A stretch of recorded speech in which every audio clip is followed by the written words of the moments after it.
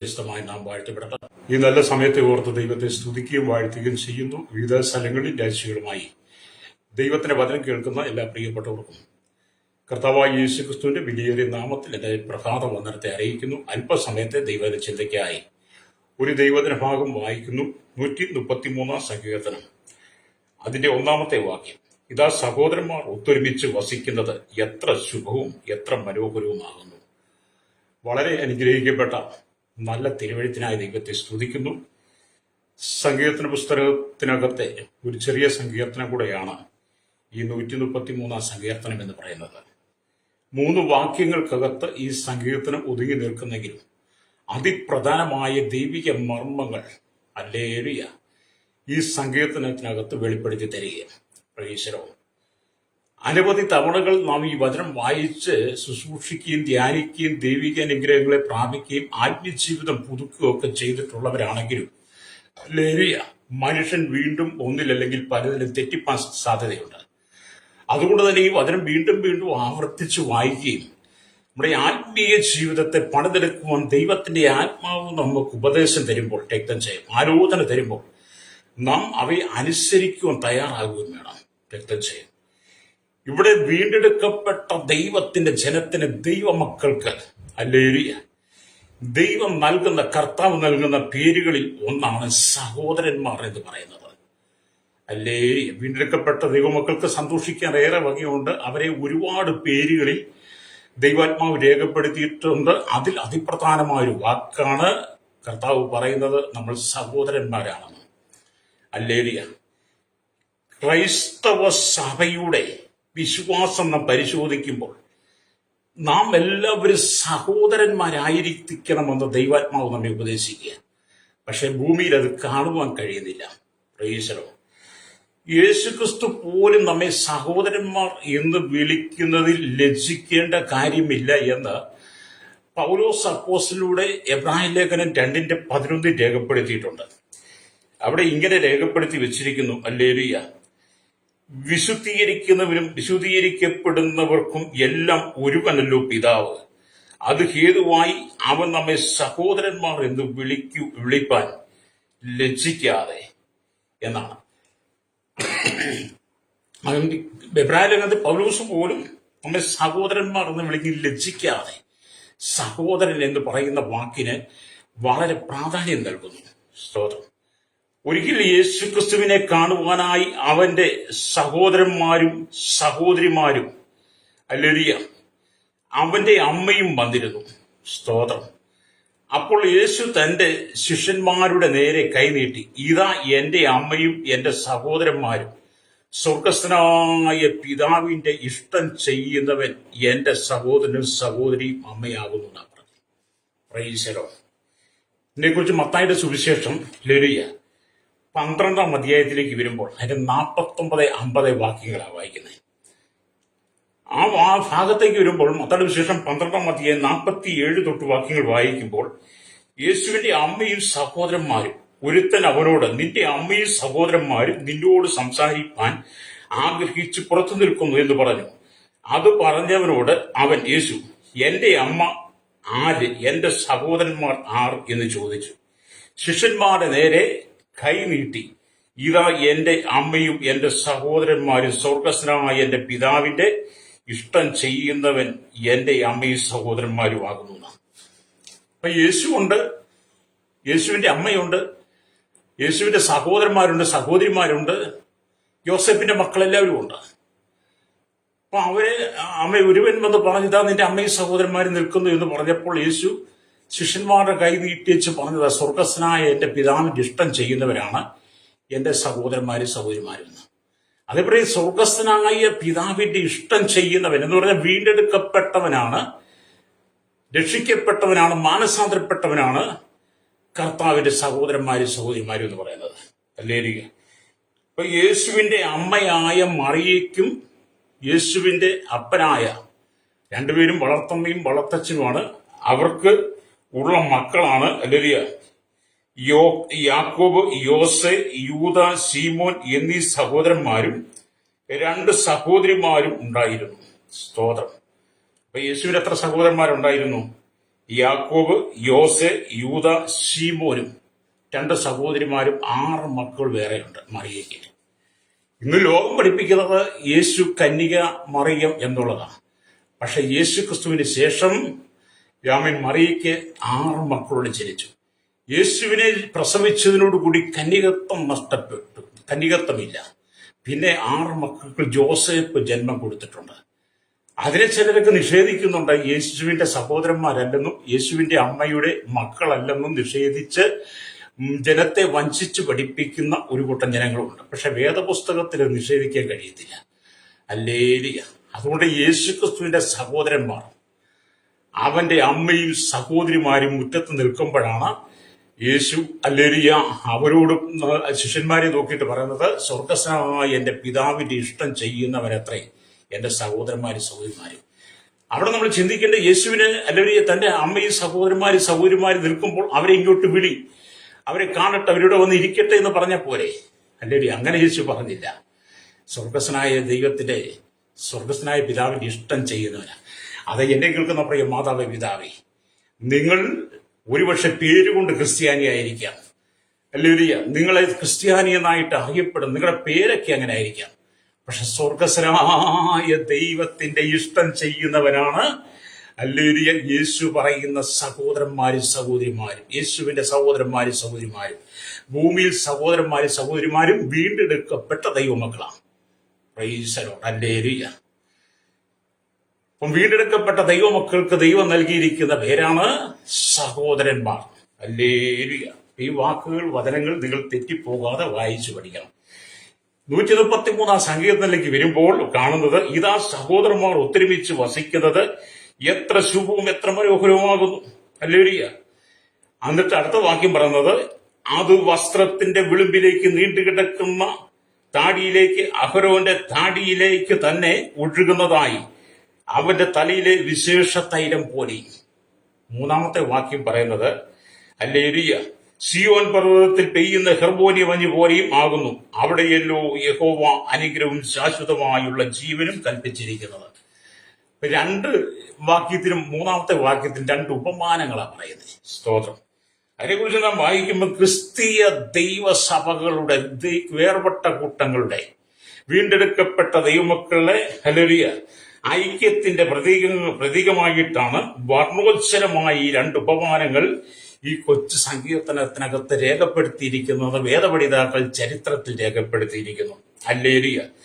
അവയിലൊന്ന് മഹാപുരോഹിതനായ അഹരോന്റെ അഭിഷേകവേളയിൽ അവന്റെ തലയിൽ ഒഴിക്കുന്ന സൗരഭ്യം തൂകുന്ന വിശേഷ തൈലവും, മറ്റൊന്ന് സിയോൻ പർവ്വതത്തിൽ പെയ്യുന്ന സന്തോഷം തരുന്ന ഹെർമോന്യ മഞ്ഞും ആണെന്നാണ് ഇവിടെ പറയുന്നത്. അത് മനോഹരമായ 2 ഉപമാനങ്ങളാണ്. ഹല്ലേലൂയ. ഇത് വീണ്ടെടുക്കപ്പെട്ട ദൈവമക്കളുടെ മേൽ വ്യാപരിക്കുന്ന അഭിഷേകത്തെ കുറിച്ച് പറയുന്നതാണ് ഈ വചനഭാഗം. അതിൽ അനവധി ക്രൈസ്തവ സഭകളും വിശ്വാസികളെ തെറ്റിദ്ധരിപ്പിച്ച് പഠിപ്പിച്ച് ഹല്ലേലൂയ എല്ലാവരും കൂടി വരുമ്പോൾ സഹോദരന്മാരാണെന്ന് പറഞ്ഞ് പഠിപ്പിക്കുന്ന ചില പഠിപ്പിക്കലുകൾ സഭയ്ക്കകത്ത് നിറഞ്ഞു നിൽക്കുമ്പോൾ എന്നെ കേൾക്കുന്ന സ്നേഹിത, നിങ്ങൾ സഹോദരന്മാരൊക്കെ തന്നെയാണ്. പക്ഷെ നിങ്ങൾക്ക് ചില കാര്യങ്ങളില്ല. നിങ്ങൾ ചില കാര്യങ്ങളിൽ പിന്നില, പുറകോട്ടാ. എന്താണ്? അല്ലെങ്കിൽ അഹരോന്റെ താടിയിൽ അല്ലെങ്കിൽ അഹരോന്റെ താടിയിലേക്ക് തന്നെ ഒഴുകുന്നതായി അവന്റെ തലയിലെ വിശേഷ തൈലം പോലെ. ഒരു ഉപമാനമാണ്. പഴയ നിയമത്തിൽ അഹരോന്റെ താടിയിലേക്ക് ഒഴുകുന്ന വിശേഷ തൈലത്തെ എടുത്ത് കാണിക്കുക. ഇത് പുതിയ നിയമസഭയുടെ അഭിഷേകം പ്രാപിച്ച ദൈവമക്കൾക്കാകട്ടോ. രണ്ടാമത്തേന്ന് പറഞ്ഞത് ഹെർമോനിയ പർവ്വതത്തിൽ ഹല്ലേലൂയ സ്തോത്രം പെയ്യുന്ന മഞ്ഞു പോലെ. ഹല്ലേലൂയ. ഇതൊക്കെ ദൈവമക്കളോടുള്ള ബന്ധത്തിലാണ്. അപ്പം എല്ലാവരും ദൈവമക്കളാണെന്ന്, എല്ലാവരും ക്രൈസ്തവരാണ്, ക്രിസ്തീയ വേർപാടുകരാണ്, ക്രിസ്ത്യ സഭകളാണെന്ന് പറഞ്ഞാലും അഭിഷേകമുള്ളവനാണ് സഹോദരന്മാർ. ഇവിടെ പറയും ക്രൈസ്തവ മതം ഒരുപാട് പഠിപ്പിക്കുന്നുണ്ട്. ക്രിസ്തീയ വേർപാട് സഭകളെന്നും പറഞ്ഞ് ഒരുപാട് സഭയുണ്ട്. ചിലർ പരിശുദ്ധാത്മാവിനെ അംഗീകരിക്കുന്നു, ചില പരിശുദ്ധാത്മാവിനെ അംഗീകരിക്കുന്നില്ല, ചില അന്യഭാഷ അംഗീകരിക്കുന്നില്ല, ചില അന്യഭാഷ നിന്നുപോയത് പഠിപ്പിക്കുന്നു. ആമീൻ. അന്യഭാഷ പറയുന്നത് വ്യാജമാണെന്ന് പറഞ്ഞ് അന്യഭാഷയെ കളിയാക്കുന്നു. ആമേൻ എന്ന് വേണ്ട പലതും പറഞ്ഞ് ദൈവനാമത്തെ ദുഷിക്കുന്ന വേർപാട്ട കൂട്ടങ്ങളുടെ കൂട്ടത്തിൽ നിൽക്കുന്ന സഹോദരന്മാരെന്ന് പറയുന്നതും ഈ വചനത്തോട് ചേർന്ന് പോകില്ല.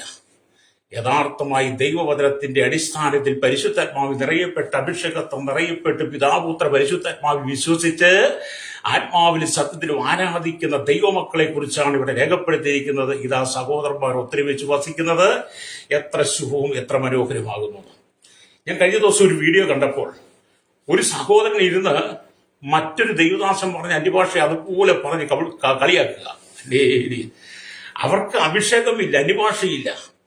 അല്ലെങ്കിൽ സ്വോത്രം ആമി സ്വോത്രം അഹരോന്റെ താടിയിലേക്ക് തന്നെ ഒഴുകുന്നതായി അവന്റെ തൈലിലെ വിശേഷ തൈലം പോലെയും സിയോൻ പർവ്വതത്തിൽ പെയ്യുന്ന ഹെർമോനിയം മഞ്ഞ് പോലെയും ആകുന്നു എന്ന് പറയുന്ന രണ്ട് ഉപമാനങ്ങൾ പുതിയ നിയമസഭയ്ക്ക് തന്നിരിക്കുന്ന അഭിഷേകം പഴയ നിയമത്തിലെ ഉപമാനങ്ങളെ കാണിച്ചുകൊണ്ട് പുതിയ നിയമത്തിൽ പെന്തക്കോസ്താളിൽ ദൈവമക്കൾക്ക് നൽകിയ അഭിഷേകമില്ലാത്തവൻ, അന്യഭാഷയില്ലാത്തവൻ കൊഞ്ഞനം കുത്തിക്കൊണ്ടിരിക്കും. അല്ലേ? അവരിങ്ങനെ കൊഞ്ഞനം കുത്തിക്കൊണ്ടിരിക്കും, അവരിങ്ങനെ കളിയാക്കിക്കൊണ്ടിരിക്കും, പരിഹസിച്ചുകൊണ്ടിരിക്കും. പരിശുദ്ധാത്മാവിനെ ദുഃഖിപ്പിക്കരുതെന്ന വേദപുസ്തകം കേട്ടോ. പരിശുദ്ധാത്മാവിനെ ദുഃഖിപ്പിച്ച ദൈവത്തിന്റെ സന്നിധിയിൽ കണക്ക് ബോധിപ്പിക്കേണ്ടി വരും. ലേരി. അപ്പൊ ഈ വാക്യം വായിച്ച് 133 സങ്കീർത്തനം വായിക്കുമ്പോൾ ഓർത്തോണം, വീണ്ടെടുക്കപ്പെട്ട ദൈവമക്കൾക്കാണ്, രക്ഷിക്കപ്പെട്ടവനാണ് അഭിഷേകം ഉള്ളതെന്ന് നിങ്ങൾ തിരിച്ചറിയണം.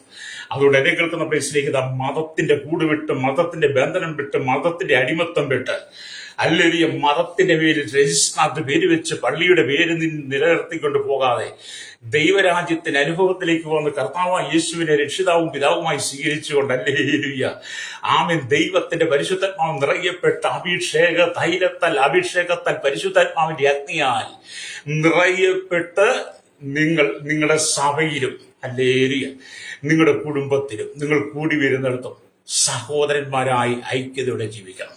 Price the Lord. അപ്പൊ നിങ്ങൾ ചൂണ്ടിക്കാണിക്കും, നിങ്ങളുടെയൊന്നും വീടുകളിൽ അങ്ങനെ ഐക്യതയില്ലല്ലോ, അങ്ങനെ സമാധാനമില്ലല്ലോ എന്നൊക്കെ നിങ്ങൾ പറയും. ശരിയായിരിക്കാം, ഇല്ലെന്ന് ഞാൻ നിഷേധിക്കുന്നില്ല. പക്ഷേ അങ്ങനെയുള്ളവരുടെ വീടുകൾ നിങ്ങൾ ഓർത്തോണം, അവരഭിഷേകമുണ്ടെന്ന് പറയുന്നെങ്കിലും സഹോദരന്മാരായി ജീവിക്കുവാൻ കഴിയാത്ത വിധത്തിൽ പിശാച് അവരുടെ ജീവിതത്തെ തകർത്തുകൊണ്ടിരിക്കുക. സ്തോത്രം. എന്നാൽ യഥാർത്ഥ അഭിഷേകമുള്ളവൻ, അഭിഷേകം പ്രാപിച്ചവൻ, അവന്റെ വീട്ടിനകത്ത് സമാധാനമുണ്ടായിരിക്കും, സന്തോഷമുണ്ടായിരിക്കും, അല്ലെങ്കിൽ സ്വസ്ഥതയുണ്ടായിരിക്കും. എന്നെ കേൾക്കുന്ന പ്രശ്നം, ഈ ഭൂമിയിൽ ജീവിതം ഒരിക്കൽ മാത്രമാണ്.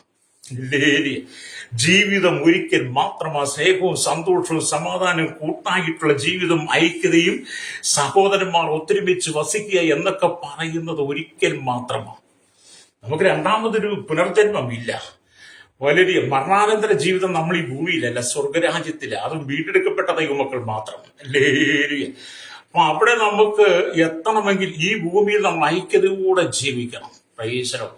അതുകൊണ്ട് എന്നെ കേൾക്കുന്ന പ്രശ്നത്തിലേക്ക്, ഈ ലോകത്തിൽ നിങ്ങൾ ജീവിക്കുമ്പോൾ നിങ്ങളുടെ പാപങ്ങളെ ഏറ്റുപറഞ്ഞ് നിങ്ങൾ മാനസാന്തരപ്പെട്ട് സുവിശേഷത്തിൽ വിശ്വസിച്ച് കർത്താവായ യേശുക്രിസ്തുവിന്റെ കൽപ്പനയാകുന്ന സ്നാനം സ്വീകരിച്ചുകൊണ്ട് ആ വിശുദ്ധമായ പരിശുദ്ധമായ അഭിഷേകത്താൽ നിറയപ്പെട്ട് നിങ്ങൾ ആത്മാവിലും സത്യത്തിലും ആരാധിച്ച് നിങ്ങൾ കുടുംബത്തിനകത്ത് സഹോദരന്മാരെ പോലെ, സഭയിൽ സഹോദരന്മാരെ പോലെ ഐക്യത നിലനിർത്തിക്കൊണ്ട്, അല്ലേ, ക്രിസ്തുവിന്റെ ശരീരത്തിന്റെ ഭാഗമാണ് സഭയെന്ന തിരിച്ചറിവോടെ നാം എല്ലാം ഒരു അപ്പത്തിന്റെ അംശങ്ങളാണെന്ന് കർത്താവ് നമ്മോട് പറയുന്നത് പോലെ, അല്ലേ, ക്രിസ്തു സഭയെ സ്നേഹിച്ചതുപോലെ നാമും പരസ്പരം സ്നേഹിച്ചുകൊണ്ട് ദൈവസനിൽ വിശ്വസ്തയോടെ നിൽക്കണം. രക്തം ചെയ്യണം.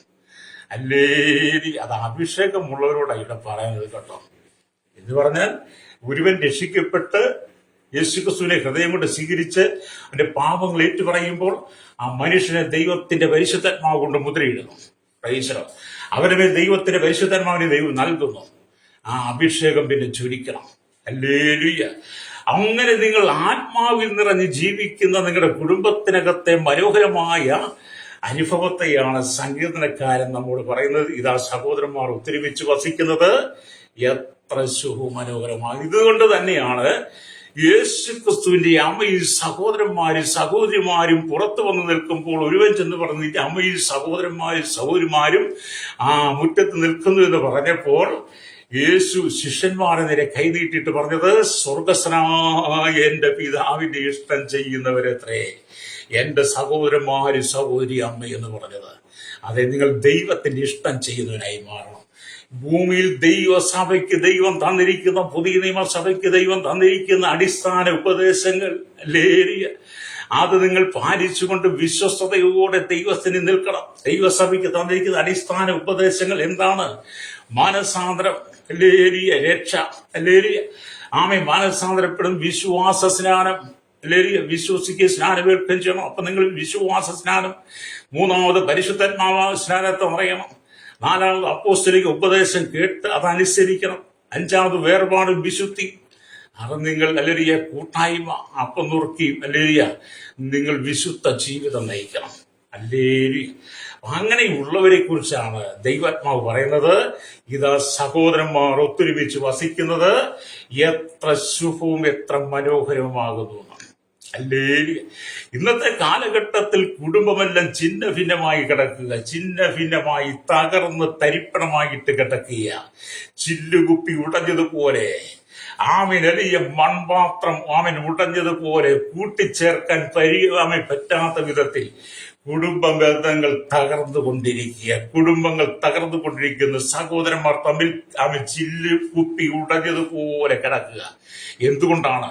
വീണ്ടെടുക്കപ്പെട്ടവന്റെ തലമേൽ വീണിരിക്കുന്ന അഭിഷേകം, അവന്റെ മേൽ വ്യാപിക്കുന്ന അഭിഷേകം നഷ്ടപ്പെട്ട് കഴിയുമ്പോൾ അവൻ ജഡത്തിൽ വസിക്കുന്നവനായി മാറും. ജഡത്തിൽ വസിക്കുമ്പോൾ പിശാച് സകലവിധ പ്രേരണകളും കൊണ്ടത്തരും. അല്ലെങ്കിൽ ആ പ്രേരണ സഹോദരന്മാരെ തമ്മിൽ ഛിദ്രിപ്പിക്കും, കലക്കമുണ്ടാക്കും. അത് സഭയിലും കുടുംബത്തിലും ഒക്കെ അങ്ങനെ തന്നെയാ. അല്ലെങ്കിൽ അതുകൊണ്ട് എന്നെ കേൾക്കുന്ന പ്രിയ സ്നേഹിത, നിങ്ങൾ ദൈവവചനത്തെ അനുസരിക്കണം, രക്തം ചെയ്യാം. ലേരിയ. അപ്പം കർത്താവ് യേശു ക്രിസ്തുവിന്റെ മധ്യാകാശ വരം ഏറ്റവും ആസന്നമായിരിക്കുന്ന ഈ കാലഘട്ടത്തിൽ ജനം മുഴുവൻ കർത്താവിനെ എതിരേൽക്കാൻ ആഗ്രഹത്തോടെ ഒരുങ്ങിയിരിക്കുമ്പോൾ രക്തം ചെയ്യും. നിങ്ങൾ കർത്താവിന്റെ വരവെങ്കിൽ എടുക്കപ്പെടണമെങ്കിൽ, ഹല്ലേലൂയ, എന്നെ കേൾക്കുന്ന മാതാവ്, പിതാവ്, എന്നെ കേൾക്കുന്ന സഹോദര സഹോദരി, ക്രിസ്ത്യാനിയാണെന്ന് പറഞ്ഞ പേര് കൊണ്ട് അങ്ങ് ദൈവരാജ്യത്തിൽ ചെല്ലത്തില്ല. പിന്നെ ചെല്ലണമെങ്കിൽ എന്ത് ചെയ്യണം? രക്ഷ പ്രാപിക്കണം, മാനസാന്തരപ്പെടണം, കൽപ്പന വിശ്വാസ സ്നാനം സ്വീകരിക്കണം, വിശുദ്ധ ജീവിതം നയിക്കണം. അവർക്ക് മാത്രമേ അങ്ങോട്ട് പോകാൻ കഴിയുള്ളൂ. അവരെ കുറിച്ചായി ഇതാ സഹോദരന്മാർ ഒത്തൊരുമിച്ച് വസിക്കുന്നത് എത്ര ശുഭവും മനോഹരവും എന്ന് പറയുന്നത്. നിങ്ങൾ വചനം ആത്മാർത്ഥമായി വായിച്ചു പഠിക്കണം. സഭകൾ പഠിപ്പിക്കുന്നത് കേട്ട് നിങ്ങളുടെ സഭയ്ക്കകത്ത് നിങ്ങൾ പുറത്തു പോകാതിരിക്കാൻ വേണ്ടി, സഭയുടെ രജിസ്റ്ററിൽ നിങ്ങൾ പുറത്തു പോകാതിരിക്കാൻ വേണ്ടി, സഭയിൽ നാളെ കുറയാതിരിക്കാൻ വേണ്ടിയിട്ട് തെറ്റായ ഉപദേശം പഠിപ്പിക്കുന്ന പലരുമുണ്ട്. ഹല്ലേലൂയ. അതുകൊണ്ട് അവരെയൊക്കെ നിങ്ങൾ തിരിച്ചറിയണം കേട്ടോ. രക്തം. ഇവിടെ നാം ദൈവവചനം വായിക്കുമ്പോൾ ചില കുടുംബങ്ങളിൽ സഹോദരന്മാർ തമ്മിൽ വളരെ ഐക്യത്തോടും സ്നേഹത്തോടും കൂടെ പെരുമാറുന്നത് കാണാം. ചില കുടുംബങ്ങളിലൊക്കെ ചെന്നാല് സഹോദരന്മാരൊക്കെ തമ്മിൽ വളരെ ഐക്യത്തോടും സ്നേഹത്തോടും പെരുമാറുകയും ആമീൻ ചില കാര്യങ്ങളൊക്കെ അവർ ചെയ്യുന്നെങ്കിൽ പരസ്പരം ഒന്നിച്ച് കൂടിയിരുന്ന് പരസ്പരം ചോദിച്ച് അഭിപ്രായം പറഞ്ഞ് എല്ലാവരും കൂടെ ഒരേ സ്വരത്തിൽ ഒരേ ശബ്ദത്തിൽ തീരുമാനമെടുത്ത് അങ്ങനെയുള്ള കാര്യങ്ങൾ നടത്തുന്ന അനവധി കുടുംബങ്ങളുണ്ട്. ഹല്ലേലൂയ. അവരൊക്കെ വീണ്ടെടുക്കപ്പെട്ട ദൈവമക്കളും അഭിഷേകമുള്ളവരും അഭിഷേക തൈലത്താൽ നിറയപ്പെട്ടവരും പരിശുദ്ധാത്മാവിന്റെ അഭിഷേകത്താൽ നിറയപ്പെട്ടവരാ. അവരുടെ കുടുംബത്തിനകത്ത് സമാധാനമുണ്ട്, സ്വസ്ഥതയുണ്ട്, രക്തം ചെയ്യും. ഹല്ലേലൂയ. എന്നാൽ ഒരുവന്റെ ഉയർച്ചയിൽ അടുത്തവൻ സന്തോഷിക്കപ്പെടുന്നതും കാണും. ചില വീട്ടില് സഹോദരന്മാർ ഉയരുന്നത് കാണുമ്പോൾ മറ്റു സഹോദരന്മാർ സന്തോഷിക്കാൻ തുടങ്ങും.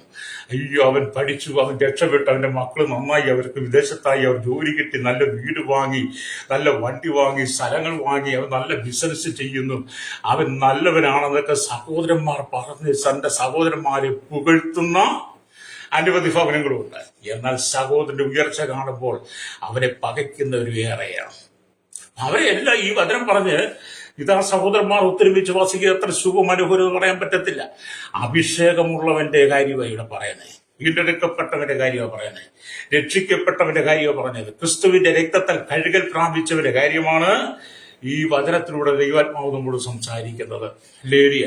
ഇവിടെ സ്തോത്രം. അല്ലെങ്കിൽ ഏതെങ്കിലും ഒരു വിരോധി വന്നാൽ, ദൈവമക്കൾക്ക് സഹോദരന്മാർക്കെതിരെ ഏതെങ്കിലും ഒരു വിരോധി വന്നാൽ, അല്ലെങ്കിൽ ഉടനെ സഹോദരന്മാരെല്ലാരും കൂടെ ഒരുമിച്ച് അവർക്കെതിരെ പോരാടുന്നത് കാണാൻ കഴിയും.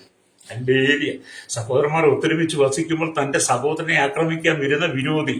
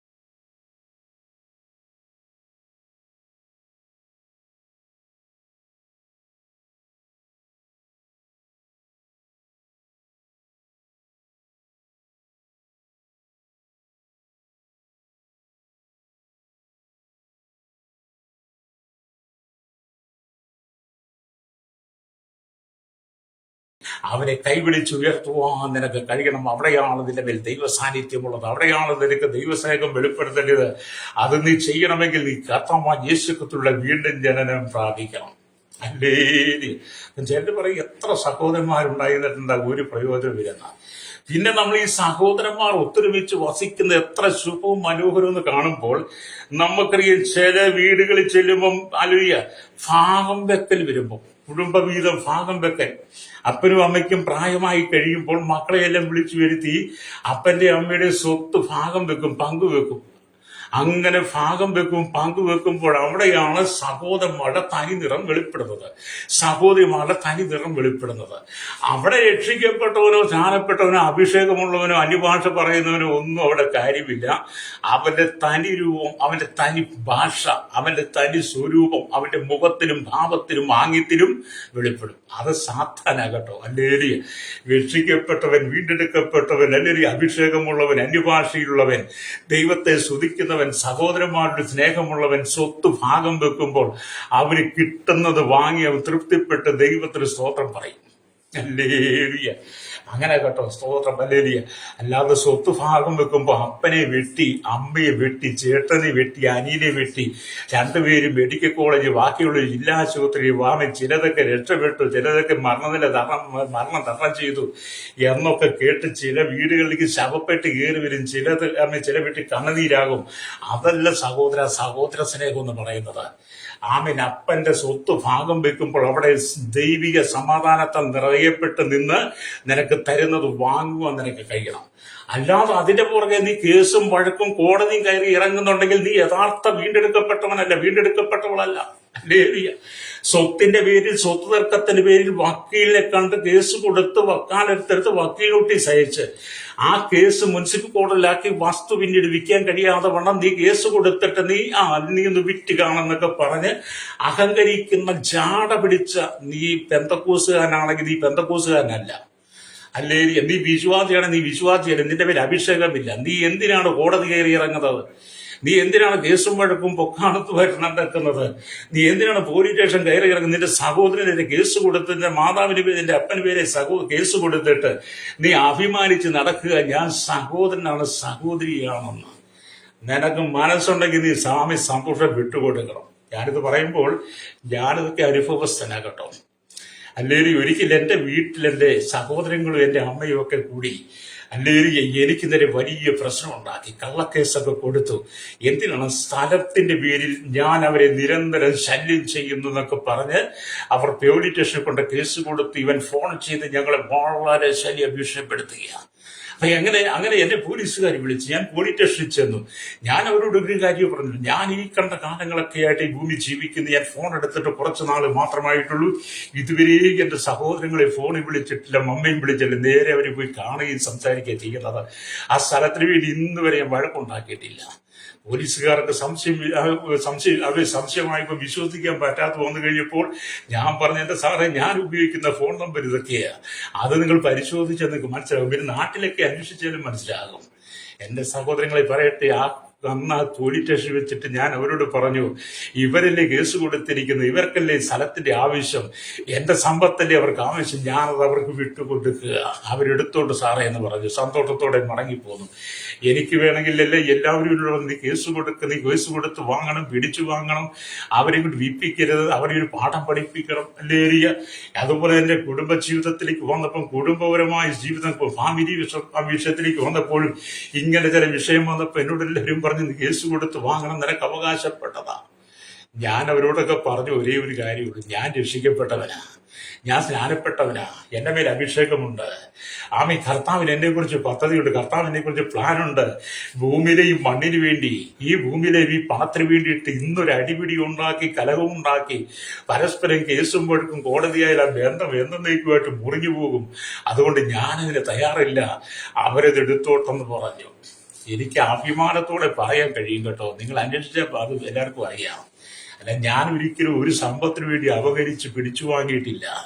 അതുകൊണ്ട് എന്നെ കേൾക്കുന്ന സ്നേഹിത, നിങ്ങൾ സ്വത്ത് വീതം വെക്കുമ്പോൾ, ഭാഗവട്ടംപടി ചെയ്യുമ്പോൾ, നീ വീണ്ടെടുക്കപ്പെട്ട ദൈവമകനാണെങ്കിൽ നീ അവിടെ സമാധാനം പാലിക്കണം. അവിടെയാണ് ഈ 133 സംഗീതം 1 വാക്യം പറയുന്നത്, ഇതാ സഹോദരന്മാർ ഒത്തൊരുമിച്ച് വസിക്കുന്ന എത്ര ശുഭവും മനോഹരമാകുന്നു. അത് വസ്ത്രത്തിന്റെ വിളിമ്പിലേക്ക് നീണ്ടുകിടക്കുന്ന താടിയിലേക്ക്, അഹരോന്റെ താടിയിലേക്ക് തന്നെ ഒഴുകുന്നതായി, അവന്റെ തലയിലെ വിശേഷ തൈലം പോലെയും. ഹല്ലേലൂയ. സിയോൻ പർവ്വതത്തിൽ പെയ്യുന്ന ഹർമ്മോനെ മഞ്ഞുപോലെയുമാകുന്നു. അവിടെയല്ലോ ഹല്ലേലൂയ യഹോവ അനുഗ്രഹവും ശാശ്വതമായുള്ള ജീവനും കൽപ്പിച്ചിരിക്കുന്നത്. അത് ഈ 2 ഉപമാനങ്ങളിലൂടെ പുതിയ നിയമസഭയെ ഉറപ്പിക്കുമ്പോൾ, പുതിയ നിയമസഭയ്ക്ക് ദൈവാനുഭവത്തിന് തരുമ്പോൾ, എന്നെ കേൾക്കുന്ന സ്നേഹിത, നാളെ സ്വത്ത് ഭാഗം വെക്കാൻ ഇരിക്കുന്നവരും ഭാഗോടമ്പടി ചെയ്യാനിരിക്കുന്നവരും, അപ്പന്റെ അമ്മയുടെ സഹോദരന്മാരുടെ പേരിൽ കേസ് കൊടുത്തവനും, അതിന് വെട്ടിപ്പിടിച്ചവനും, അതിന് തോണ്ടിയവനും, അതിരുകല്ല് മാറ്റിയിട്ടവനും അല്ലെങ്കിൽ ഒക്കെ നീയൊക്കെ മാനസാന്തരപ്പെട്ട് മടങ്ങി വരണം. അല്ലെങ്കിൽ മാനസാന്തരപ്പെട്ട് മടങ്ങി വന്ന് നീയൊക്കെ അല്ലെങ്കിൽ ദൈവസന്നിധി ഏൽപ്പിച്ചു കൊടുക്കണം. എങ്കിലേ ദൈവരാജ്യത്തിൽ പോകാൻ പറ്റത്തുള്ളൂ കേട്ടോ. അല്ലെങ്കിൽ ദൈവരാജ്യത്തിൽ പോകാൻ പറ്റത്തില്ല. വിശ്വസ്തയോടെ നിൽക്കണം. അഭിഷേകമുള്ളവൻ ഈ ഭൂമിയിലെ സ്വത്തിന് വേണ്ടി, പൊന്നിന് വേണ്ടി, പെണ്ണിന് വേണ്ടി, പണത്തിന് വേണ്ടി അടിപിടി ഉണ്ടാക്കത്തില്ല. അവൻ ദൈവസന്നിധി ഏൽപ്പിച്ചു കൊടുക്കും. അല്ലെങ്കിൽ നമ്മുടെ കർത്താവ് ഈ കാണുന്ന മുഴു ലോകത്തിന്റെ ഉടമയാണ്, ഈ മുഴു ഭൂമിയുടെ ഉടമയാ, ഈ കാണുന്ന സകലത്തിന്റെ ഉടമന സൃഷ്ടാവാണ്. ഈ സമ്പത്ത് മുഴുവൻ നമ്മുടെ കർത്താവിൻ്റെതാണ്. ആ കർത്താവിന്റെ മക്കളായി വീണ്ടെടുക്കപ്പെട്ട ദൈവത്തിന്റെ ജനം, ദൈവത്തിന്റെ മക്കളെ ഞാൻ പറയട്ടെ, ഭൂമിയിലെ ഒന്നിനു വേണ്ടിയിട്ട് നീ സഹോദരന്മാർ തമ്മിൽ കലഹിക്കരുത്. അല്ലേലിയ. അവിടെ വെട്ടും പരിക്കും ഏൽപ്പിക്കരുത്, രക്തം ചൊരിയിക്കരുത്. അല്ലേലിയ. സ്തോത്രം. നമുക്കറിയാം യോസേപ്പിന്റെ കുടുംബം പഴയ നിയമത്തിൽ സഹോദരന്മാർ അല്ലേലിയ ഒത്തൊരുമിച്ച് വസിക്കുവാൻ കഴിയാതെ അല്ലേലിയ തങ്ങളുടെ സഹോദരനായിരിക്കും യോസേഫ് ദൂരത്ത് നിന്ന് വന്ന് കണ്ടപ്പോൾ തന്നെ അവന് എങ്ങനെങ്കിലും കൊന്ന് പൊട്ടക്കുഴിയിൽ എറിയണമെന്നുള്ള തീരുമാനമെടുത്ത സഹോദരന്മാരെ നടപ്പിലാക്കി. അവനെ പൊട്ടക്കുഴിയിൽ എറിഞ്ഞു. എന്നാൽ അവന് പിന്നെ പൊട്ടക്കുഴിയിൽ നിന്ന് ഏറിയത് ഇസ്മായിലേക്ക് വിറ്റു. അങ്ങനെ മിസ്രൈമിലെത്തി. അവിടെയും ചെന്ന് അപമാനിക്കപ്പെട്ട് കാരാഗ്രഹത്തിൽ ചെന്നിട്ട് പിന്നീടും അലേറിയ സ്വസ്ഥതയില്ലാതെ ജോസഫിനെ നമുക്കറിയാം. സഹോദരന്മാർ ഒത്തൊരുമിച്ച് വസിക്കാൻ ചെയ്യാതെ കുടുംബത്തിനകത്ത് കലഹം നിറയപ്പെട്ടെന്നാൽ യോസേഫ് നീതിമാനായി നിന്നതുകൊണ്ട് ദൈവം പിന്നത്തേത് യോസേഫിനെ മാനിച്ച് മിസ്രൈമിന്റെ 2ാമനാക്കി മാറ്റി. അതെ, നീ വിശ്വാസത്തോടെ നിന്നാൽ 133 സങ്കീർത്തനം പറഞ്ഞ സഹോദരന്മാർ ഒത്തൊരുമിച്ച് വസിക്കുന്ന എത്ര ശുഭമനോഹര യോസേഫ് നിന്റെ ജീവിതത്തിലൂടെ കാണിച്ചു കൊടുത്തതുപോലെ നിന്റെ ജീവിതത്തിൽ കാണിച്ചു കൊടുക്കണത്. അല്ലാതെ ഈ ഞഞ്ഞൊന്നും പറഞ്ഞ് ഞങ്ങൾ വിശ്വാസികളാണെന്നൊക്കെ പറഞ്ഞ് മറുഭാഷയൊക്കെ പറഞ്ഞ് ദൈവസഭയും ദൈവമക്കളിന്റെ അല്ലെങ്കിൽ അപമാനിക്കരുത് കേട്ടോ. അല്ലെങ്കിൽ വിട്ടുകൊടുക്കാൻ നീ തയ്യാറാകണം. രക്തം ചെയ്യും. അല്ലേരി. ഉള്ളത് കൊണ്ട് തൃപ്തിപ്പെടുവാൻ നിനക്ക് കഴിയണം. അതുകൊണ്ട് എന്നെ കേൾക്കുന്ന സ്നേഹിത, 2 കുപ്പി കള്ള് ചെന്ന് കഴിയുമ്പോൾ, അല്പം മദ്യം ചെന്ന് കഴിയുമ്പോൾ, ലഹരി ചെന്ന് കഴിയുമ്പോൾ, കൂട്ടുകാരെ പ്രലോഭിപ്പിക്കും, മറ്റുള്ളവർ പ്രലോഭനം തരുമ്പോൾ സഹോദരന്മാർ തമ്മിൽ കലഹിക്കരുത്. സഭയ്ക്കകത്ത് പ്രശ്നം ഉണ്ടാക്കരുത്. എന്തെങ്കിലും ഒന്ന് പറഞ്ഞ് രണ്ടാമത് സഭയ്ക്കെതിരെ, പാസ്റ്റർക്കെതിരെ കസേരയെടുത്ത് എറിയരുത്. വിശ്വാസിക്കെതിരെ കൈപൊക്കരുത്. സഹോദരനെതിരെ, സഹോദരിക്കെതിരെ, കുഞ്ഞുങ്ങൾക്കെതിരെ കൈപൊക്കരുത്. അല്ലേരിയ. ഭവനത്തിനകത്ത് കൈപൊക്കരുത്. നീ അഭിഷേകമുള്ളവനാണെങ്കിൽ, അല്ലേരിയ, നീ അഭിഷേകത്തെ നിറയപ്പെട്ടവനാണ്, നീ വീണ്ടെടുക്കപ്പെട്ടവനാണ്, അവിടെ നീ ആത്മസംയമനം പാലിക്കണം. അല്ലേരിയ. ആത്മസംയമനമില്ലാത്ത മനുഷ്യൻ മതിലിടിഞ്ഞു കിടക്കുന്ന പട്ടണം പോലെ എന്നാണ് നമ്മൾ സദൃശവാക്യത്തിൽ വായിക്കുന്നത്. നിന്റെ ജീവിതത്തിൽ ആത്മസംയമനം വേണം. അല്ലേരി. ദൈവം നമുക്ക് വേണ്ടി കരുതുമെന്ന്. ദൈവം നമുക്ക് വേണ്ടി കരുതും. അബ്രഹാമിനോട് ദൈവം പറഞ്ഞു, നിന്റെ ഏകജാതനായിരിക്കുന്ന മകനെ നീ മോറിയാമലയിൽ കൊണ്ട് യാഗം കഴിക്കണം. അല്ലേരിയ. അബ്രഹാം ദൈവം പറഞ്ഞ വാക്ക് കേട്ട് അല്ലെങ്കിൽ മോറിയാമലയ്ക്ക് തന്റെ മകനായിരിക്കുന്ന ഇസഹാക്കിനെ കൂട്ടി യാത്ര ചെയ്ത് ആട്ടുംകുട്ടി കൂട്ടത്തിലില്ല. അബ്രഹാം ഇസഹാക്ക് മാത്രമാണ്. ഇന്ന് മോറിയാമലയിൽ ചെന്ന് കഴിഞ്ഞപ്പോൾ മല്ലേരിയ അവിടെ അബ്രഹാമിന് വേണ്ടി ഒരു ആട്ടിൻകുട്ടിയെ, ഇസഹാക്കിനോട് ആട്ടിൻകുട്ടിയെ ഒരുക്കിയ ദൈവമുണ്ടല്ലോ. നിന്റെ സകല പ്രശ്നങ്ങൾക്കും വേണ്ടി നിനക്ക് വേണ്ടി കരുതുന്നവനാണ്. ഞാനങ്ങനെ വിശ്വസിക്കുന്നവനാ കേട്ടോ. ഈ ഭൂമിയിലല്ലേരിയ ജീവിതത്തിൽ ഒന്നും ഉണ്ടെന്ന് എടുത്തു പറയത്തക്ക സവിശേഷതയൊന്നും എന്റെ ജീവിതത്തിലില്ല. ആമിലല്ലേ ജീവിതത്തിൽ അന്നൊന്ന് ദൈവം തരുന്നത് കൊണ്ട് കഴിഞ്ഞു പോകുന്നത്. എങ്കിലും എനിക്ക് ഭയങ്കര സന്തോഷമോ സമാധാനമോ എന്താന്ന് പറയാവോ, നമ്മുടെ മേൽ വീണിരിക്കുന്ന അഭിഷേകത്തിൽ സഹോദരന്മാരെ ഒരുപോലെ കാണുവാൻ, അവരെ സ്നേഹിക്കുവാൻ ആരുടെയും വളർച്ചയിൽ പെറുവിറുക്കാതെ, ആരുടെയും നന്മ കണ്ട് പെറുവിറുക്കാതെ, ആരോടൊന്നും കൗശലത്തിലൂടെ പിടിച്ചു വാങ്ങാതെ, സാവിലെ സത്യക്കേടിന് വിരുദ്ധമായി, സത്യത്തിന് വിരോധമായി വാങ്ങാതെ, സത്യസന്ധമായി എല്ലാവരും വാങ്ങാൻ കഴിയുന്നത് മേടിക്കുന്നത് ഒരു അനുഭവം കേട്ടോ. രക്തം ചെയ്യും. കഴിഞ്ഞ ദിവസം എന്നോടൊരു ദൈവദാസൻ വിളിച്ചിട്ട് പറഞ്ഞു, ഒരു ദൈവദാസനെ ചൂണ്ടിക്കാണിച്ചിട്ട് പറഞ്ഞു, ആ സഹോദരൻ എന്ത് കഷ്ടപ്പാട്, എന്തെല്ലാം കാര്യങ്ങൾ അവിടെ ചെയ്തത്, എനിക്ക് ഭയങ്കര സങ്കടമായി പോയി. അദ്ദേഹത്തിന് ആ ദൈവദാസന ഒരു ഊടായിപ്പിന്റെ കേന്ദ്രമാണ്. അദ്ദേഹം അവൻ മനുഷ്യന്റെ പ്രീതിക്ക് വേണ്ടി പലതും ചെയ്യാറുണ്ട് കേട്ടോ. പ്രീതിക്ക് വേണ്ടി ഒന്നും ചെയ്യരുത്. ദൈവം നമ്മെ മഹത്വപ്പെടും, ദൈവം നമുക്ക് വരും തരുന്നെങ്കിൽ അത് മാത്രം മതി എന്ന് വെക്കണം. അല്ലേരിയ ഇവിടെ നാം ദൈവത്തിന്റെ വചനം വായിക്കുമ്പോൾ കാണുന്നുണ്ട്. അല്ലേരിയ സ്തോത്രം, അല്ലേരിയ ആ സ്തോത്രം. ഭാഗം വെക്കൽ കഴിഞ്ഞാൽ സഹോദര സ്നേഹം കാറ്റിൽ പറന്നുപോകും. എന്നാൽ ക്രൈസ്തവർ ക്രിസ്തുവിന്റെ രക്തത്താൽ കഴുകപ്പെട്ട ദൈവമക്കളായും പരസ്പരം സഹോദരന്മാരായും കാണപ്പെടണം. ജാതികൾ രക്ഷിക്കപ്പെടാത്തവൻ അവന്റെ വീട്ടിൽ പ്രശ്നമുണ്ടാക്കുമ്പോൾ ദൈവമക്കൾ എന്ത് ചെയ്യണം? അല്ലേരിയ ദൈവമക്കൾ വീട്ടിൽ സന്തോഷത്തോടെ കഴിഞ്ഞു പോകണം. രക്തം ചെയ്യും. അല്ലേരിയ നിന്റെ ജീവിതത്തിനകത്ത് കലക്കമുണ്ടാകരുത്. അതുകൊണ്ട് സഹോദരന്മാർ ഒത്തൊരുമിച്ച് വസിക്കുമ്പോൾ അവിടെ അല്ലേരിയ സ്തോത്രം യഹോവ അനുഗ്രഹവും ശാശ്വതമായ ജീവനും കൽപ്പിച്ചിരിക്കുന്നത് നമ്മൾ 133 സംഖ്യത്തെ കാണും. ഇത് വചനത്തിൽ മാത്രമാണ് എഴുതിയിരിക്കുന്നെങ്കിലും അത് ജീവിതത്തിലേക്ക് കൊണ്ടുവരണം. ഹല്ലേലൂയ. ഞാൻ ദൈവത്തെ സ്നേഹിക്കുന്നു എന്ന് പറയുകയും സാത്തന്റെ സഹോദരനെ പകയ്ക്കുകയും ചെയ്യുന്നവൻ കള്ളനാകുന്നു. താൻ കണ്ടിട്ടുള്ള സഹോദരനെ സ്നേഹിക്കാത്തവന് കണ്ടിട്ടില്ലാത്ത ദൈവത്തെ സ്നേഹിപ്പാൻ കഴിയുന്നതല്ലെന്ന് 1 യോഹന്നാന്റെ ലേഖനം 4-ാം അധ്യായം അതിന്റെ 20-ാമത്തെ വാക്യത്തിൽ രേഖപ്പെടുത്തിയിട്ടുണ്ട്. രക്തം ചെയ്യും. അതുകൊണ്ട് വിശുദ്ധ ജീവിതം നയിക്കണം കേട്ടോ. സത്യസന്ധമായ രീതിയിൽ ജീവിക്കണം. കർത്താവിന് വേണ്ടി ജീവിക്കണം. വാക്കുകൾക്ക് വിരാമിട്ട് നിങ്ങൾക്ക് വേണ്ടി പ്രാർത്ഥിക്കാൻ പോവുക. ഈ ഉപദേശം ഒരുപക്ഷെ നിങ്ങൾക്ക് ഇഷ്ടപ്പെട്ട് കാണത്തില്ല. നിങ്ങൾ ഇഷ്ടപ്പെട്ടാലും ഇഷ്ടപ്പെട്ടില്ലെങ്കിലും വചനം പറയാതിരിക്കാൻ പറ്റത് ഇതാ സഹോദരന്മാർ ഒത്തൊരുമിച്ച് വസിക്കുന്നത് എത്ര ശുഭവും മനോഹരമാകുന്നു. വീണ്ടെടുക്കപ്പെട്ട ദൈവമക്കൾക്കുള്ള സന്ദേശമാണ്, ദൂതാണ്. അതുകൊണ്ട് എന്റെ ജീവിതത്തെ ക്രമീകരിച്ച് സത്യസന്ധമായി വിശുദ്ധമായി സഭയിലും കുടുംബത്തിലും ഇതിന്റെ കുടുംബത്തെ സ്നേഹത്തോടെ നടത്തിയാൽ, സ്നേഹത്തോടെ ജീവിച്ചാൽ നിത്യതയിൽ എത്തിച്ചേരാം. അല്ലെങ്കിൽ നിന്റെ ജീവിതം തകർന്നു തന്നെ. അത് ഇന്ന് പകൽ നിങ്ങൾ ദൈവസ്ഥലേക്ക് ഏൽപ്പിച്ചു കൊടുക്കാൻ കഴിയുമോ? കർത്താവേ, എന്റെ ജീവിതത്തിനകത്ത് ഈ ലോകത്തിന്റെ പരമസുഖങ്ങളൊന്നും എനിക്ക് വേണ്ട. അങ്ങയോടൊപ്പം ചേർന്ന് അഭിഷേകത്തിൽ നിറയപ്പെട്ട സഹോദര സ്നേഹം നിലനിർത്തി, സഹോദരപ്രീതി നിലനിർത്തി അങ്ങനെ വരെ വിശുദ്ധ ജീവിതം നയിപ്പാൻ എന്നെ പൂർണ്ണമായി സമർപ്പിക്കുന്നു എന്ന് വ്യക്തിപരമായി പറഞ്ഞ് നിങ്ങൾ കർത്താവിലേക്ക് ഏൽപ്പിച്ചു കൊടുത്ത് ദൈവസന്നിധി പ്രാർത്ഥിച്ചാട്ട്, പരിശുദ്ധ ഞങ്ങളുടെ നല്ല ദൈവമേ, സ്വർഗ്ഗീയ പിതാവേ, അനുഗ്രഹിക്കപ്പെട്ട നല്ല സമയത്തിനായി സ്തോത്രം. ഞങ്ങൾ ദൈവത്തിന്റെ വചനത്തിൽ വായിച്ചതുപോലെ ഭൂമി കലക്കവും പ്രശ്നവും പ്രതിസന്ധികൾ നേരിടുമ്പോൾ അതിനു മുമ്പിൽ വിശുദ്ധ ജീവിതം നയിപ്പാൻ ജനത്തെ ഒരുക്കണമേ. കണ്ണുനീരിന്റെ നടിയിലൂടെ കടന്നു പോകുന്ന ആയിരങ്ങൾ പതിനായിരങ്ങൾ കുടുംബത്തിൽ സമാധാന സ്വസ്ഥതയില്ലാതെ തല്ലും വെട്ടും കുത്തും രക്തച്ചൊരിച്ചിലും കേസും വഴക്കും കോടതിയുമായി കടന്നു പോകുന്ന അനേക കുടുംബങ്ങൾ, മദ്യത്തിനും മൈക്കിനും പഞ്ചലഹരിക്കും അടിമപ്പെട്ട് കുടുംബം ചിഹ്നഭിന്നമായി കിടക്കുന്ന കുടുംബങ്ങളിൽ യഥാസ്ഥാനപ്പെടുവാൻ ഞങ്ങൾ ദൈവങ്ങൾ ഏൽപ്പിച്ച് പ്രാർത്ഥിക്കുന്നു. കർത്താവേ, സ്തോത്രം. ശൈശവത്തിനും മാന്യത്തിനും കൗമാരത്തിനും യൗവനത്തിനും വാർദ്ധക്യത്തിനും വൃത്തിരസന യാചകർ, ഓർഫനേജിലും ഓട്ടേജും തടവറയിലായിരിക്കുന്ന കുടിലോട്ട് കൊട്ടാരത്തിരെ പറക്കുന്ന വലിയൊരു ചെറിയവരും എല്ലാ ധനാഢ്യന്മാരെയും ഞങ്ങൾ ദൈവങ്ങൾ ഏൽപ്പിച്ച് പ്രാർത്ഥിക്കുന്നല്ലേ.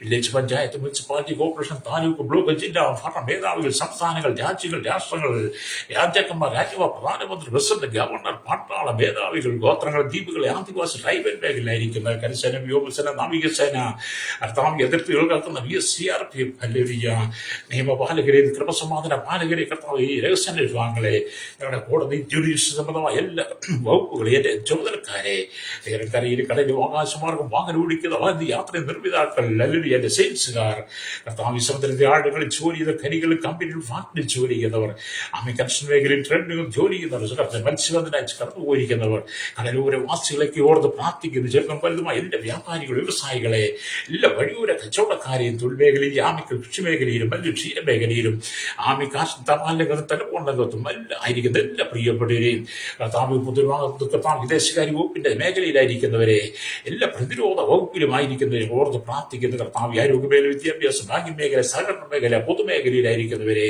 കർത്താവിന്റെ കരങ്ങൾ, മത, സാമൂഹ്യ, സംസ്കാര, സംഘടന രംഗത്ത്, ജനത, മാധ്യമ, മീഡിയ രംഗം, സയന്റിസ്റ്റ്, എഞ്ചിനീയർമാർ, ഭരണപ്രതിപക്ഷ പാർട്ടികളെ ഓർത്ത് പ്രാർത്ഥിക്കുന്ന സകല ജനത്തെയും കരദേശത്ത് വിദേശത്ത് ജോലിക്ക് കടന്നു വരിക, അധ്വാനിക്കുന്ന, കഷ്ടപ്പെടുന്ന, കഷ്ടത അനുഭവിച്ച് പീഡയിലൂടെ കടന്നു പോകുന്നവർ, ജയിൽവാസം അനുഭവിക്കാൻ വേണ്ടി സ്നേഹിച്ച് ദേശത്തും വിദേശത്തും ഒക്കെ ആയിരിക്കുന്ന ദൈവമക്കൾ, ദൈവദാസന്മാരുടെ കുടുംബങ്ങൾ, സഭകളെ കർത്താവിൽ ചിലരെ കഴിയുന്നവർക്കായി എല്ലാ പ്രിയപ്പെട്ടവരും ഓർത്ത് പ്രാർത്ഥിക്കുന്നു. എല്ലാവരുടെയും ജീവിതത്തിൽ സമാധാനം കൊടുക്കണമേ, സന്തോഷം കൊടുക്കണമേ. കർത്താവിനാൽ നിറയപ്പെട്ട അഭിഷേകത്തെ സഹോദരന്മാർ ഒത്തൊരുമിച്ച് വസിക്കുന്ന ശുഭ മനോഹരമായ ആ അനുഭവത്തിലൂടെ സകല കുടുംബങ്ങളും കടന്നു വരുവാൻ യേശുവിന്റെ കരങ്ങൾ ഏൽപ്പിക്കുന്ന സകല മുഖത്തും എടുക്കണം. യേശു ക്രിസ്തുവിന്റെ വലിയ നാമത്തിൽ തന്നെ. ആമേൻ, ആമേൻ, ആമേൻ.